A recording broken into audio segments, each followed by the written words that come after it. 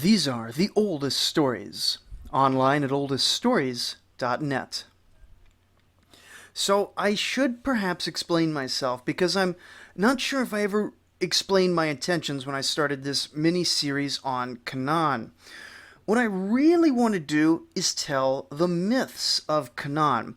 I wanted to do that for so many reasons, partly because it gives more context to the emergence of the people of Israel when we get to the Iron Age, partly because it tells us a lot about how these people thought and who lived right in the middle of the Mesopotamian, Hittite, Hurrian, and Egyptian spheres. Tells us how they saw the world, and mostly because this is the oldest stories. And the whole point of this show, back before it somehow became a history podcast without me realizing it, was to read and discuss the writings and literature of the ancient world. But to read literature without historical context is nothing but masturbation, the basest of self-pleasure, best undertaken alone in a quiet room, not in a podcast listened to by literally dozens of people every week. And so before we get to the myths of Canaan, we need to look at the city which produced them, Ugarit. And before we discuss Ugarit, we kind of needed those two previous episodes to set the stage for Canaan as a whole. And also, I kind of like history. And so what probably could have been a short summary has ballooned into whatever this episode has become. Now, Ugarit is interesting all by itself. The city, unlike nearly all other Canaanite sites, was abandoned in the Bronze Age collapse and essentially never resettled, giving archaeologists full access to whatever was left behind in the city around 1180, when the last resident fled in terror. Sadly, despite having the full city to excavate, the beginning of the story of Ugarit is disappointingly sparse. We know that the city was inhabited around the same time as the oldest Canaanite cities. Not quite as old as Byblos, but still, it was a power in its own little region. We know that by 2400 BCE, it was a significant enough city to show up in the archive at Ebla, and managed not to get conquered by the growing kingdom, despite being much closer to Ebla than the rest of Canaan, though whether it was strong enough to resist Eblaite intimidation, or simply far enough away that it wasn't worth the effort, is unclear. The early Bronze Age throughout Canaan is tough to get too deep into anywhere, but Ugarit, like other Canaanite cities, was prosperous, but not as prosperous as Byblos, at least as far as we can tell. One indicator here is that Ugarit, despite being much closer to the Euphrates than any other Canaanite city, does not show up in the surviving archives from the final Sumerian dynasty at Ur, while Byblos and potentially a few other trading ports do, suggesting that Ugarit was less important for Mesopotamian traders at this point. But still, Ugarit follows the general cultural trends. Canaan in general may have adopted a variety of phonetic alphabets based on their contact with Egypt and Mesopotamia in the early Bronze Age, and Ugarit follows its direct neighbors by developing its own 30-character alphabet based off cuneiform symbols. The close of the early Bronze Age is also the close of an era for Ugarit, as the city comes under Amorite domination sometime around 2000 BCE. It's actually possible that it is with this conquest that the city gets its name Ugarit, and that previously it bore some other name, but that's a rather little obscure scholarly debate. Whatever the fact of the matter, this new Amorite dynasty would prove to be a great boon for the city, with kings of the Amarna period still claiming to be descendants of these invaders nearly a millennium later. Our information on the kings of this city in the Middle Bronze Age, and even into much of the Late Bronze Age, is scanty enough that we can't really evaluate whether this claim is true, whether there really was a somewhat continuous dynasty, or if this was just something that was claimed for political purposes. The population of the city, if it changed at all, did not change in a way detectable in the archaeological record. Now, this does happen sometimes. People move in and continue to make the same kind of pots and architecture as the people they displaced. But it does suggest that whatever population movements were occurring in the city were gradual and integrated into the city rather than revolutionizing things. As Egypt was expanding its presence in Canaan more generally, Ugarit was far enough north that none of the official expeditions ever seemed to reach it. Still, traders went back and forth freely, and there are Middle Kingdom Egyptian artifacts that have been excavated from various points around the city. Most interestingly, there were a number of images of the pharaohs and the Egyptian royal ladies which were discovered beheaded. And while the exact circumstances of this statue mutilation remain unclear, it's clear enough that Ugarit at some point in this period had enough of pro-Egyptian sentiment to accept and be sent gifts from the Nile, and then at some point had enough anti-Egyptian sentiment to symbolically execute these same gifts. Now, were these two distinct periods in the city's history, or was there a time in the Middle Bronze Age when the question of whether to be pro or anti-Egyptian was splitting the politics of the city? Whatever the case, the first known ally that Ugarit would have, at the same time as Egyptian influence was creeping up the Mediterranean coast, was the Yamhad dynasty in Aleppo, forming a sizable Syrian state just around the time Babylon was rising in Mesopotamia. The nature of the alliance is unclear, but while it is likely that Ugarit was a junior partner to the Syrian kingdom, it doesn't appear to have been a full vassal, or at least it has not been established yet that Ugarit was ever formally part of Aleppo's kingdom. Our best source from this period is actually from King Zimri-Lim of Mari, another junior partner of Yamhad, where he takes a trip out west to Ugarit, which is documented in no less than 80 various items that have survived to the current day out of Mari's famous archives. With all that, though, we don't even learn the name of the king of Ugarit at the time. Instead, we learn that it was a prosperous trading hub, where various kings from around the region kept their own private warehouses to participate in the buying and selling of goods. Aside from confirming the general picture that we get in other periods, very little gets illuminated on Ugarit here. The destruction of Aleppo by the rising Hittite empire of Hattusili and Mershili ends the Yamhad dynasty, but the fighting never seems to reach down to Ugarit, and Mershili's Hittite kingdom falls into infighting only a few short years after his great sack of Babylon in 1595 BCE, sparing Ugarit from further threat. The Hurrian migrations appear to largely skip over Ugarit, as our documentary evidence shows far fewer Hurrian names in the city than in other Syrian and North Canaanite towns. The 1500s were a tough time for all the major powers that Ugarit depended on to keep the trade routes clear of bandits. But as we know from the main course of episodes, soon enough the Marianu charioteers arrived from the northeast and created a Hittite king of Mitanni. Like with Yamhad, it isn't clear how attached Ugarit ever got to this confederation, though they likely counted as being in the general Mitanni sphere for at least a good century at the opening of the Late Bronze Age. Now, these centuries are dark ages in general, and the Mitanni were poor record keepers in addition, and so it's perhaps a little surprised that there's not much we can say about this period.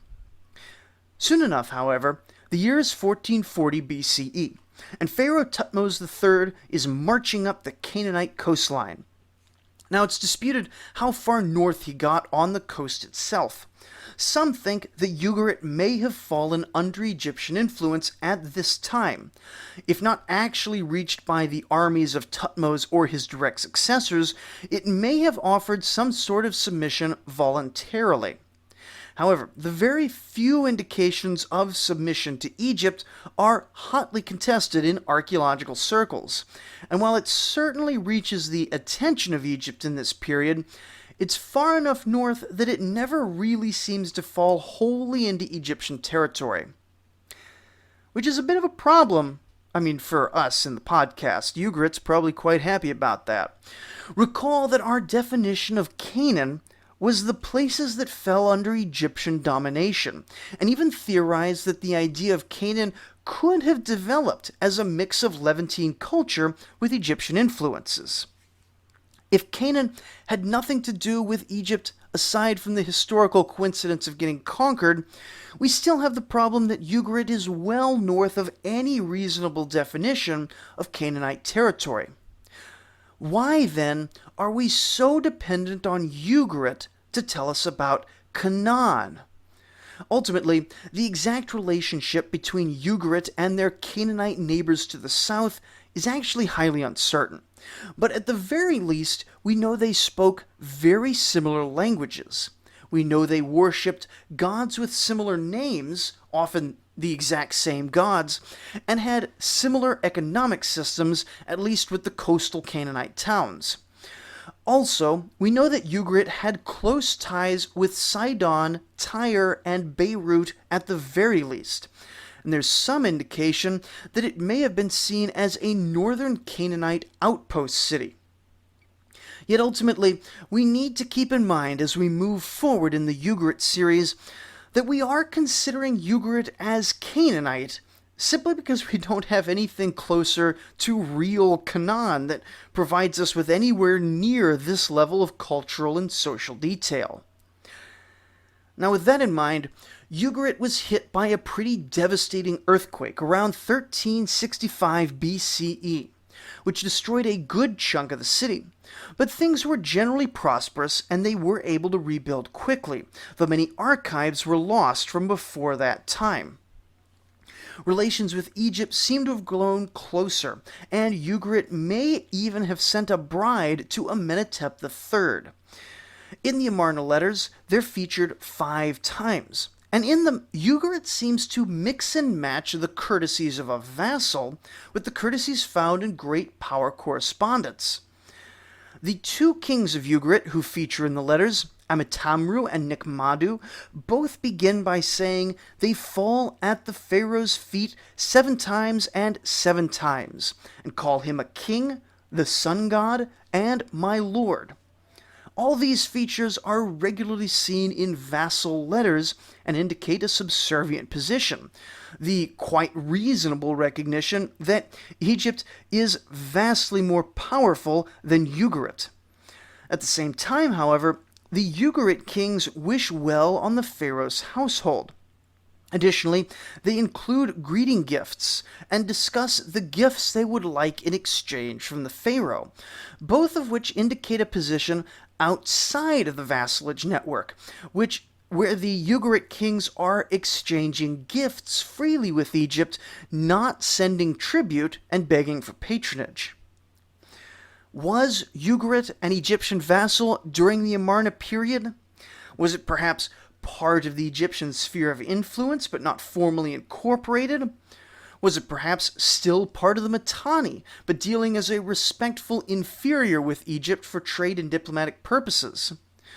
Some have even considered that Ugarit may have been completely independent, but in truth that almost certainly overstates things. The sort of independence we usually think of nowadays probably wasn't an option for non-great powers in the ancient world, at least not in the context of the late Bronze Age Levant.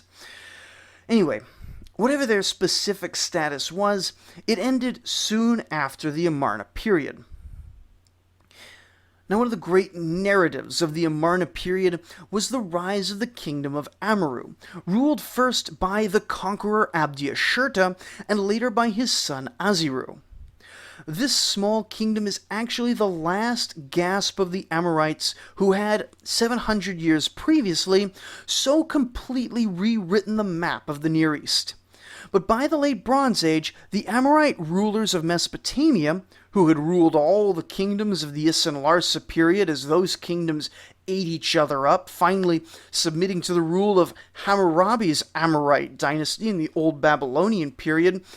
Now, they've all been defeated, and in the south they were replaced by the Sealand dynasty, which was native Sumerian, while in the north they were replaced by the Kassite dynasty, immigrants into the Mesopotamian region.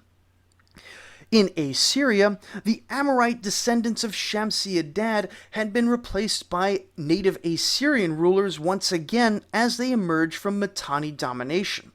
And in Canaan itself, a mixture of Hurrian and native Canaanite rulers had mostly taken over. The kingdom of Amurru, then, is the last place these conquering people were collected in a distinct population. But, much to the dismay of the Canaanite kings around them, for a good 2 decades in the Amarna period, they were able to show the Levant why they had been so feared throughout the Near East. Perhaps more impressively, they were able to do it for the most part without angering the Pharaoh, at least not until the kingdom was well and truly established. Now, Ugarit in all this was never defeated by the Amorites, but it was surrounded and forced into a subservient alliance by the end of the Amarna period. When relations between Egypt and Amurru finally turned sour, Ugarit was forced to follow their local overlord and came under the wing of the conquering Hittite king Shipililiuma I for protection from the now irritated Egyptians. Though this decision seems to have been a worrying and difficult one, it turned out about as well as Ugarit could possibly have hoped. Not only did Shipililiuma turn out to be a fantastic king, growing the borders and stabilizing the Hittite kingdom better than any previous great king had managed, but also the 18th dynasty chose this particular time to collapse, ending any serious threat against the Canaanite rebels for at least a generation. Still, even though Ugarit was now safe in great power terms, it was not safe from more local concerns. Sometime after coming under Hittite protection, a group of other Levantine petty kingdoms, led by the Nuhashi, began attacking Hittite vassals in Syria as part of an anti-Hittite campaign. While we discussed the larger implications of this back in the Hittite series, locally it proved to be disastrous for the nearby cities, as there were no Hittite troops nearby to assist, the great king being distracted in other parts of the empire. The upshot is that possibly the greatest palace of the Mediterranean coast, the 7,000 square meter palace at Ugarit, was at least half consumed by fire. Now, this place was so rich that the Amarna letters have other Canaanite kings discussing it as the gold standard of opulence. It held some 90 rooms just on the first floor, and likely extended to at least a second story, though up to 4 stories is entirely possible given the construction. It had 5 great courtyards, a massive garden, and a large ornamental, multi-tiered decorative pool, with flowing water in it even. That was quite a feat. Not only was the secular business of government conducted here, but a whole system of education was in place to train the next generation of scribes within the palace itself. The quality of the stonework is still impressive, even after having been destroyed twice and left to lay fallow for 3,000 years. And all this was destroyed just to play a single small move in a larger anti-Hittite strategy. Typical history. Gotta go war with people instead of building nice things. That's just how people are. Curiously, even though they were suffering from being part of the Hittite sphere of influence, in 1340 BCE, they made the decision to join the Hittite Empire more formally, and entered into a vassalship treaty which would bind the city until its ultimate destruction a century and a half later. The pressure on Ugarit's king Nickmadu must have been immense, with various neighbors of various size and destructiveness all pointing him in different directions. But it may have been the energy and success of Shipilliuma I that ultimately convinced him that the Hittites were here to stay. This may well have been the first tribute-paying vassal relationship that Ugarit had ever been in, and the burden was high, payable in huge sums of gold, dyed wool, and garments. But as Shipilliuma's campaigns progressively destroyed his and Ugarit's enemies in western Syria, Ugarit in turn was rewarded for steadfast loyalty with increased territory, generally taken from anti-Hittite neighbors. Under Nickmadu and Ugarit and Shipilliuma up in Hattusha, Ugarit ruled over its largest known territorial extent, just over 2,000 square kilometers around a bend of the Orontes River. By the time Nickmadu died around 1350 BCE, he had apparently been a bit neglectful in his duties to his Hittite overlords, apparently being reticent with troops in one of the many campaigns of Shipilliuma, and as a result, a few of his southern villages were allowed to become independent Hittite vassals. Aside from this little territory loss, upon his death, he did pass quite a prosperous little city-state on to a fellow named Arhalba when he died. It isn't clear why Arhalba was chosen, since he bears a non-Semitic name, suggesting that he was not in fact part of the royal bloodline.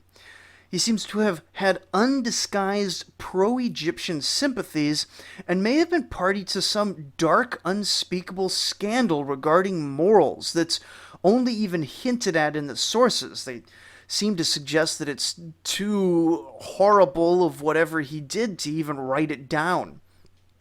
He ruled for a very short time before the Hittites either deposed him or he may have been killed by other people in the Ugarit royal court. And when Nickmadu's son Nickmepa takes the throne in 1313, he leaves some strong condemnations of his brief predecessor and possible brother before getting to the business of ruling in earnest. With Nickmepa now in power in Ugarit and Murshili II up in power up in Hattusha, both the monarch who had negotiated the previous Hittite-Ugarit treaty had passed away, and it was time for the treaty to be refreshed. Interestingly, it seems that as negotiations began, Ugarit was sued by the powers both to the north and to the south, claiming rights to parts of Ugarit's territory. Presiding over the question at court in Hattusha, Murshili II ultimately decided in favor of Ugarit on the northern front, but in favor of allowing some of its southern villages to split away from the king of Ugarit, to become independent vassals answerable to the viceroy in Carchemish. Now, we lack the details of these lawsuits, so we don't actually know if this was decided just as a political measure or if Murshili was in fact judging the cases fairly on their merits. But it is interesting to note that within the Hittite Empire, Syrian vassals had moved from fighting each other to suing each other in the court of their common overlord. I have a remarkable personal distaste for lawyering in general, but this is undoubtedly a win for peace, prosperity, and the rule of law as the late Bronze Age begins to peak. Still, just because this sort of lawfare occurred in some cases does not mean that Ugarit was wholly safe from actual warfare, bandits, skirmishes, raids, and border clashes. Though it had initially been forced into becoming Amurru's junior partner, the fact is that the arrangement was serving both parties quite nicely. Amurru was specialized in warfare, and Ugarit was specialized in creating wealth. And so transferring huge sums of gold every year in exchange for what appears to have been fairly active local protection by the soldiers of nearby Amurru was a win-win. And over the next 2 generations, both Ugarit kings will take Amorite wives to cement the alliance between the two states. It will become such a powerful little bloc within the subject territories of the Hittite Empire that great kings in Hattusha will occasionally look on it with a bit of suspicion. But overall, things are going to go well for a while. At least until Pharaoh Seti I, in the opening years of the newly formed 19th dynasty of Egypt, marched up Canaan and reconquered Amurru. Though Ugarit was far enough north that they were able to stay safely within Hittite territory, this chain of events would ultimately culminate in the famous Battle of Kadesh. After this, the Hittites recovered both Kadesh and Amurru once again, and the Syrian border would begin to settle down for the first time in basically all of history, and it would continue to be settled until pretty much the end of the Bronze Age. Even though things are settled, however, we actually get many more tiny dramas and details than ever before. Not because more was happening necessarily, but because we're now in the final century of the city's life. And in a living city, people just tend to lose or destroy records more often the older they get. I mean, think of how many documents your family has from the last decade compared to 100 years ago, and realize that generally the people of Ugarit were no different. Those tiny dramas, however, are going to have to wait until whenever the next episode comes out, because what was intended as a single episode summarizing Ugarit has ballooned yet again. Who knows when it'll get done? Maybe next episode. We'll see. Ugarit, turns out, has a lot of history. Thank you for listening.